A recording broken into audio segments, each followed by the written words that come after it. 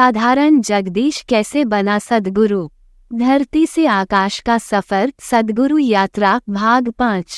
मैसूर विश्वविद्यालय में अपनी शिक्षा पूरी करने के बाद जग्गी वासुदेव ने अपने गृहनगर में एक पोल्ट्री फार्म स्थापित करके उद्यमिता में कदम रखा। सद्गुरु इस उद्यम की ओर आकर्षित हुए क्योंकि इससे उन्हें अपने गैर कार्य घंटों के दौरान शांति की अनुभूति मिलती थी।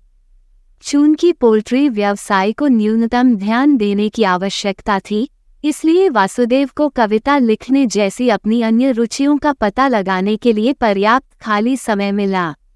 उनकी कविता अक्सर अस्तित्व संबंधी प्रश्नों, मानव अस्तित्व के उद्देश्य और उसके बाद के जीवन के रहस्यों पर विचार करती थी। अपने लेखन के माध्यम से वासुदेव ने जीवन के अनुभवों के पीछे के गहरे अर्थ और भौतिक और आध्यात्मिक क्षेत्रों के बीच संबंध को समझने की कोशिश की। अज्ञात की इस खोज ने उनके भीतर एक जिज्ञासा जगाई जो अंततः उन्हें आध्यात्मिक जागृति और ज्ञानोदय के मार्ग पर ले गई। उन्हें इस बात का अंदाजा नहीं था कि उनकी काव्यात्मक सोच अंततः गहन शिक्षाओं में बदल जाएगी जो अनगिनत व्यक्तियों को उनकी आध्यात्मिक यात्राओं के लिए प्रेरित और मार्गदर्शन करेगी। वासुदेव के शब्द पाठकों को गहराई से पसंद आए क्योंकि अस्तित्व की प्रकृति और उसके बाद के जीवन के बारे में उनकी अंतर्दृष्टि ने अनिश्चितता के समय में सांत्वना और आशा प्रदान की। उनका लेखन जीवन के सबसे गहन सवालों के जवाब ढूंढने वालों के लिए आराम का स्रोत बन गया, जो भौतिक से परे के दायरे में एक झलक पेश करता है।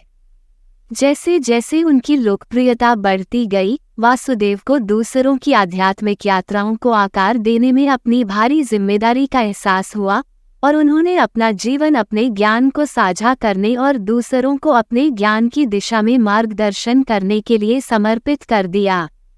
उनकी विरासत जीवित है क्योंकि उनकी शिक्षाएं व्यक्तियों को अपनी आध्यात्मिकता की गहराई का पता लगाने के लिए प्रेरित करती रहती हैं।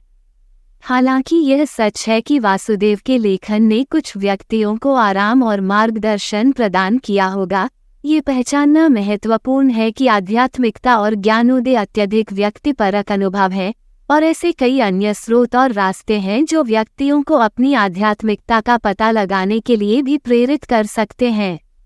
अपने व्यवसाय की लाभप्रदता के बावजूद सद्गुरु के परिवार ने मुर्गी पालन के साथ काम करने के उनके निर्णय को अस्वीकार कर दिया और इसकी आलोचना की।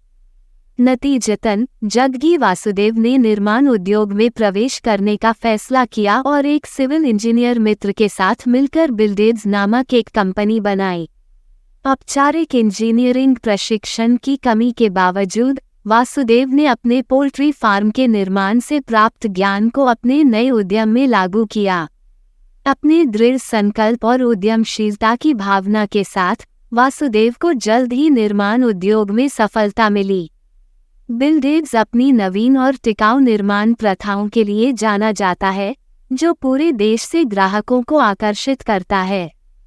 जैसे जैसे कंपनी बढ़ती गई, वासुदेव के भीतर आध्यात्मिकता के प्रति जुनून बढ़ता गया और उन्हें एहसास हुआ कि उनका रास्ता केवल व्यापार जगत तक नहीं है। वो किसी गहरी चीज के लिए उत्सुक था, दूसरों को अपनी आध्यात्मिक यात्रा खोजने में मदद करने का एक तरीका। इस एहसास के साथ वासुदेव ने निर्माण उद्योग से दूर जाने और आध्यात्मिक अन्वेषण की एक नई यात्रा शुरू करने का साहसिक निर्णय लिया। उन्होंने एक ध्यान केंद्र की स्थापना की, जो जीवन के सभी क्षेत्रों के लोगों का स्वागत करता था, जो सांत्वना और ज्ञान की तलाश करने वालों के लिए एक अभयारण्य प्रदान करता था। अपनी शिक्षाओं और मार्गदर्शन के माध्यम से वासुदेव अनगिनत व्यक्तियों के लिए आशा की किरण बन गए, जिससे उन्हें अपने वास्तविक स्वरूप को उजागर करने और आंतरिक शांति पाने में मदद मिली। अपने आध्यात्मिक आह्वान के साथ अपने व्यावसायिक कौशल को सहजता से मिश्रित करने की उनकी क्षमता ने उन्हें कई लोगों के लिए प्रेरणा बना दिया, जिससे ये साबित हुआ कि कोई भी व्यक्ति दूसरों पर गहरा प्रभाव डालते हुए दोनों दुनियाओं में सफलतापूर्वक नेविगेट कर सकता है। हालांकि यह सराहनीय है कि वासुदेव ने सभी के लिए खुला एक ध्यान केंद्र बनाया और लोगों को आंतरिक शांति पाने में मदद की, यह विचार करना महत्वपूर्ण है कि आध्यात्मिक कॉलिंग के साथ व्यावसायिक कौशल का मिश्रण संभावित रूप से आध्यात्मिक शिक्षाओं की प्रामाणिकता और शुद्धता से समझौता कर सकता है। साधारण जगदीश कैसे बना सद्गुरु। धरती से आकाश का सफर, सद्गुरु यात्रा, भाग 5 समाप्त। धन्यवाद। आप देख रहे थे गॉड ब्लेस टीवी हिंदी। हमारे साथ जुड़ने के लिए सब्सक्राइब अवश्य करें।